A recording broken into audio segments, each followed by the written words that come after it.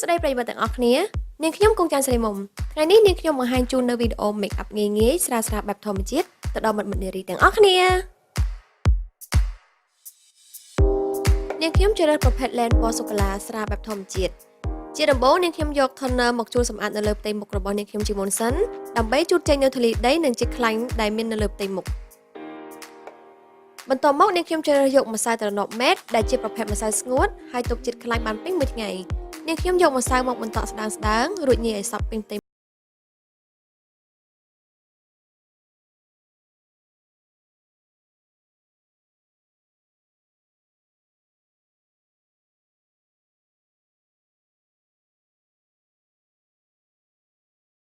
បន្ទាប់មកនាងខ្ញុំយក color ភ្នែកពណ៌ឈូកខ្ចីមក highlight ជាមុនសិនហើយនាងខ្ញុំជ្រើសរើសយកពណ៌មាសនិងពណ៌សូកូឡាស្រាលលាយចូលគ្នាមកផាត់នៅកន្ទុយភ្នែកហើយវាឲ្យដល់គោលភ្នែកស្ដើងស្រាលដើម្បីឲ្យត្របកភ្នែករបស់យើងមើលទៅមានក្រឡាក់ហើយនាងខ្ញុំប្រើពណ៌ឈូកខ្ចីម្ដងទៀតមកកាត់ស្រមោលនៅក្រោមចិញ្ចើមដើម្បីឲ្យពណ៌ភ្នែកមើលទៅសព្វចូលគ្នាបានល្អបន្ទាប់មកនាងខ្ញុំជ្រើសរើសយក eyeliner ប្រភេទទៀនមកគូសរឹមភ្នែកខាងលើ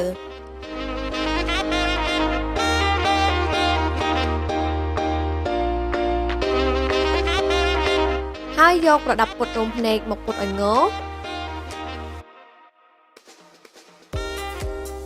រួចជ្រើសរើស mascara ដែលមិនប្រតាក់មកលាបស្ដើងៗនៅលើភ្នែករបស់នាងខ្ញុំ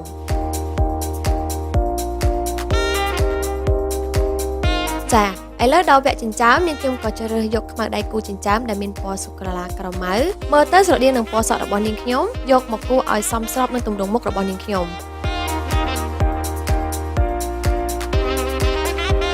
រួចយកក្រាស់ដែលមានជាប់នឹងខ្មៅដៃមកសិតបំបែកពណ៌រួចយកជក់មកបំបែកស្ដើងៗនៅលើគល់ចិញ្ចើមដើម្បីកុំឲ្យមើលទៅឃើញក្រាស់ពេក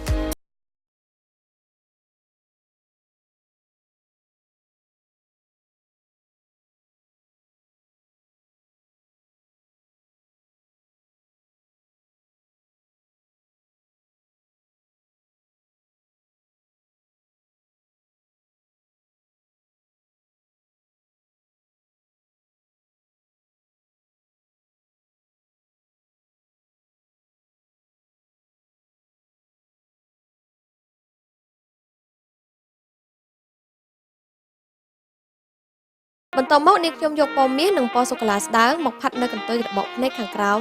ដើម្បីឲ្យភ្នែកមើលទៅធំបន្តិច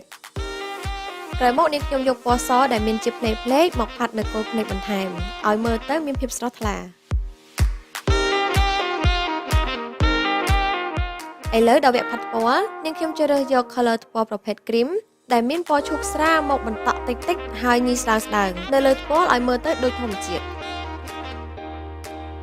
ចាឥឡូវនាងខ្ញុំជ្រើសរើសយកប្រភេទក្រែមលាបបបូរមាត់ពណ៌ឈូកស្រាលដែលមានជាតិរលោងមកលាបឲ្យសព្វលើបបូរមាត់របស់នាងខ្ញុំ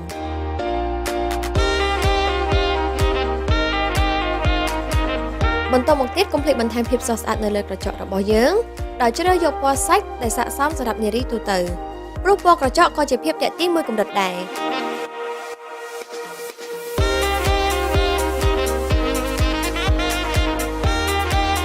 ចុងក្រោយមិត្តនារីទាំងអស់គ្នាកុំភ្លេចជ្រើសរើសយកទឹកអប់ម៉ាចេនតាដូចនាងខ្ញុំណា